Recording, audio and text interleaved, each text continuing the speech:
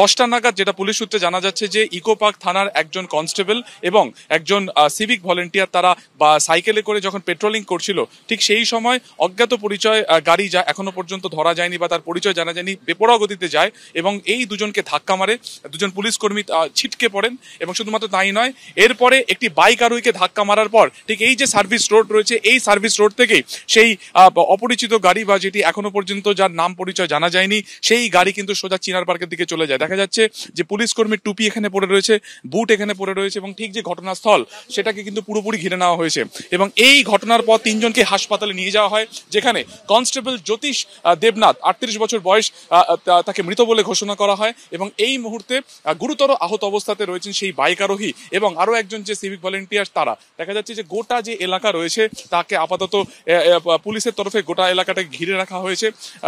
ঠিক এখানে রক্ত চারিদিকে ভরেছিল, সেটা কিন্তু ইতিমধ্যে সেটাকে সাফ করে দেওয়া হয়েছে এবং জুতো থেকে আরম্ভ করে সমস্ত কিছু চারিদিকে কিন্তু ছড়িয়ে ছিটানো অবস্থাতে রয়েছে।